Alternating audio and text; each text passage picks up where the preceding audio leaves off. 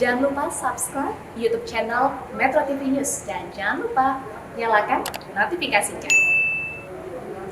Pemirsa, pada resepsi pernikahan Putri Gubernur DKI Jakarta Anies Baswedan yang digelar pada Jumat malam di kawasan Ancol, Jakarta Utara, ada pemandangan tidak biasa saat tiga tokoh penting parpol duduk bersama dalam satu meja dan menjadi saksi pernikahan dari Mutiara Baswedan dengan Ali Saleh Al-Huraibi.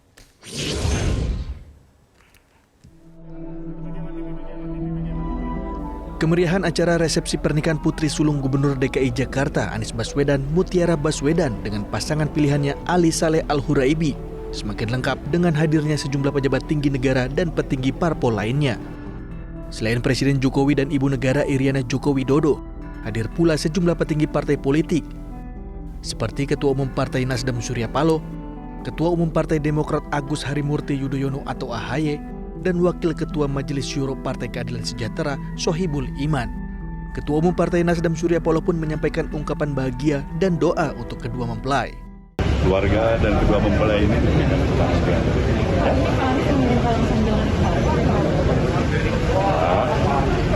ya telepon aja.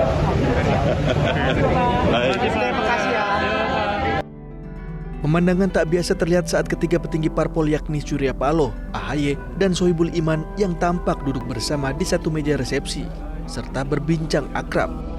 Pada akun Instagram milik AHY, Ketua Umum Partai Demokrat itu mengungkapkan bahwa dirinya sangat senang bisa bersilaturahmi dan bertemu dengan para tokoh senior, mentor politik, dan sahabat mitra demokrasi di resepsi pernikahan Putri Sulung Anies Baswedan tersebut. Juru bicara PKS Muhammad Khalid mengatakan, posisi duduk ketiga petinggi parpol di acara resepsi pernikahan Putri Anies Baswedan tersebut bukanlah sesuatu yang disengaja. Namun banyak pihak menilai suasana tersebut sebagai pertanda ketiganya akan berkoalisi mendukung calon presiden yang sama pada pemilu 2024 mendatang. Seperti diketahui baik Partai Nasdem, PKS, dan Partai Demokrat kini tengah intens berkomunikasi untuk koalisi pemilu 2024. Tim Liputan Metro TV. Jelang masa pendaftaran partai politik peserta pemilu 2024, sejumlah parpol yang belum menentukan mitra koalisinya mulai intens berkomunikasi politik agar dapat bersama mendorong bakal calon presiden sampai lolos menjadi presiden di Pilpres 2024.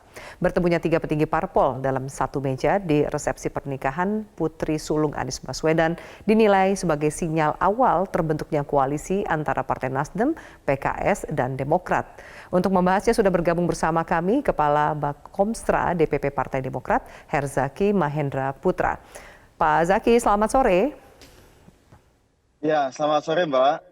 Ya, apakah kemudian bertemunya tiga petinggi parpol dalam satu meja di sebuah resepsi pernikahan bisa ditangkap sebagai sinyal kuat terbentuknya koalisi antara Partai Nasdem, PKS, dan juga Demokrat, Pak Zaki?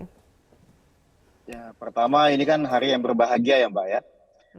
Bahwa Pak Anies ini sedang berbahagia dan para sahabatnya ada Pak AHY, ada Pak Surya Paloh dan juga Pak Sohibul Iman gitu ya. Sebagai sesama sahabat tentunya juga datang menghadiri dan turut berbahagia gitu atas situasi yang dihadapi oleh sahabatnya. Kemudian katakanlah tadi kita bisa lihat sama-sama betapa antara Mas AHY, Pak Surya Paloh dan Pak Sohibul ini tampak sangat cair ya. Sangat cair, sangat lekat gitu, berbincang dengan lepas dan akrab.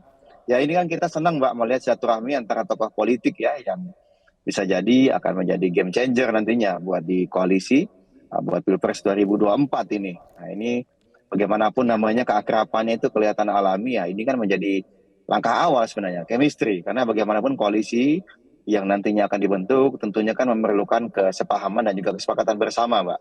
Yang bukan sesuatu yang dipaksakan, tetapi berdasarkan keinginan dari masing-masing pihak untuk bisa bersama, gitu Mbak. Ini itu kalau kita lihat itu ya dengan diatur, posisi duduk, Mas Zaki, itu duduknya sudah diatur atau secara natural memang akhirnya duduk saling berdampingan?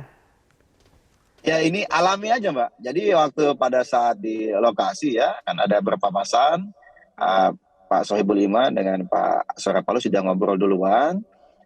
Pas lagi itu sambil berdiri, atau Mas AHY lewat ya, kemudian disapa, bercanda-bercanda itu, kemudian Pak Surya Paloh dengan Pak Sohibul Iman manggil Mas AHY. Kalau kita lihat ya, ada sesi yang sebelum duduk ini ada sesi yang lagi sambil berdiri itu Mbak. Ya, kemudian habis itu ayo kita duduk aja dulu, biar ngobrolnya lebih enak nih gitu.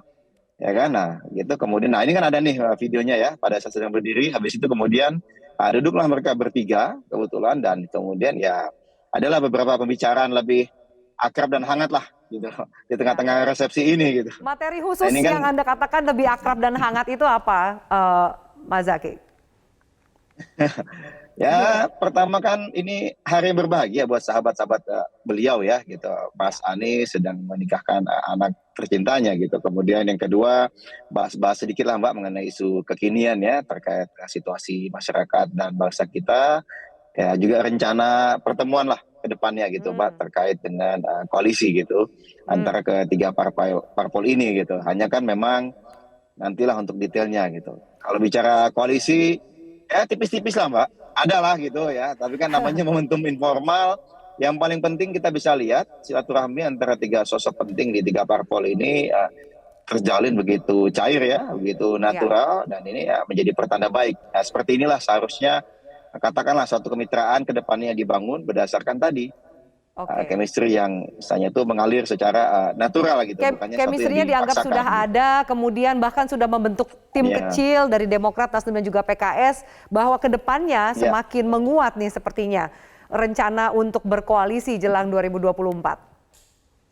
Ya kita doakan aja Mbak, ini mungkin semoga aja ini jalan yang terbaik buat bangsa dan negara ini ya, buat jalan terbaik buat kita semua juga gitu. Karena harapannya kan nanti kita ingin punya makin banyak pilihan ya Mbak, calon pemimpin bangsa di 2024. Sebisa mungkin kalau dari kami kan berharap minimal ada 3 atau bahkan bisa 4 pasangan calon presiden dan wakil presiden. Makin banyak calon pemimpin bangsa yang bisa dipilih oleh rakyat akan semakin baik sebenarnya gitu. Dan kami harapkan semua pasangan calon ini terbentuk secara alami Mbak. Gitu ya, teman-teman, secara alami, bukan sesuatu yang dipaksakan dari pihak-pihak tertentu ya, tetapi memang dengan kesadaran penuh setiap partai politik ingin mengusung calon presiden dan wakil presiden yang memang putra-putri terbaik bangsa untuk kita memimpin lihat kan bangsa natural ini sekali gesture dan juga perbincangannya Pak Zaky. Tapi kenapa belum ada kata sepakat untuk koalisi? Kenapa belum ada yang percaya diri untuk mengumumkan ya kami akan berkoalisi? Apa yang kira-kira masih menjadi perhitungan atau pembahasan lebih lanjut dalam kalkulasi politik 2024? Ya karena memang ini kan bagaimanapun koalisi ini kan masalah besar Mbak. Ya koalisi ini kan bukan hanya bicara mengenai pilpres saja, tetapi lebih kepada bagaimana ketika partai ini bisa bersepakat. Solusi ya, sinergi, kolaborasi yang akan dilakukan gitu dalam konteks menyelesaikan permasalahan-permasalahan bangsa yang semakin kompleks. Jadi bukan sekedar cocok capresnya siapa atau capresnya siapa, bukan. Itu adalah bagian nanti di ujung gitu sebenarnya. Atau jangan-jangan masih menunggu lirikan yang lain karena PKS melihat anggaplah ini seperti ta'aruf, tapi menunggu juga lirikan mungkin partai yang lain, Gerindra kah atau Golkar kah dari PKS sendiri? Ya, enggak. Kalau sementara ini kami semua ya, baik dari Demokrat, Nasdem juga PKS, sementara memang komunikasi kami jalin dengan semua, tetapi 3 ini memang termasuk kami paling intens Mbak. Ya, termasuk paling intens, sudah ada tim kecil, sudah ada komunikator dari masing-masing partai yang ditunjuk untuk membahas hal-hal yang lebih detail gitu. Karena harapannya begitu kami nanti pada saatnya memang benar berkoalisi, semua hal itu sudah in place Mbak, sudah ready gitu ya, sudah siap gitu. Jadi tidak lagi bingung-bingung ini mau ngapain atau apa, tapi semua peta jalannya sudah sangat-sangat jelas gitu. Lagi pula seperti disampaikan oleh Ketum AHY Mbak, bicara mengenai politik ya, bicara mengenai kemenangan, itu salah satu faktor kunci adalah momentum. Nah ini momentumnya masih dihitung benar ini. Kapan saat yang tepat masih negosiasi siapa yang gitu. jadi capres antara AHY dan Anies? Enggak Mbak, kalau capres sih nanti Mbak, karena kita paling penting platformnya ini dulu ya, bangunan dari koalisi ini ya, kami sudah sepakat.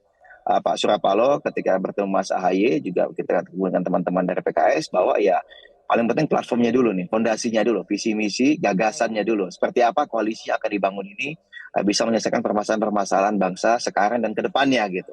Nah kemudian barulah kita akan berbicara jika nanti ternyata sudah bersepakat untuk berkoalisi, seperti apa kriteria calon pemimpin yang bisa kita percayakan nih untuk bisa mewujudkan visi misi dan platform ini gitu. Terakhir barulah kita cocokkan, kira-kira sosok yang mana nih yang pas nih sesuai dengan kriteria ini. Terakhir, nah selanjutnya barulah kita uji Pak, uji publik dalam konteks kita lihat nih surveinya yang terbaik yang mana nih yang memiliki peluang paling besar untuk menang gitu. Ya, dalam konteks pasangan, karena nggak bisa sendiri Mbak. kadang-kadang kalau sendiri tinggi, tapi kalau pasangannya salah kan bahaya juga nih Mbak gitu. Ya kan? Baik. Nah, ini Chemistry kan sudah ada, masih perhitungan ada matang kalkulasi gitu. hitung-hitungan lainnya jelang nanti 2024. Iya. Terima kasih untuk keterangan Anda, Pak Herzaki Mahendra Putra di Metro hari ini.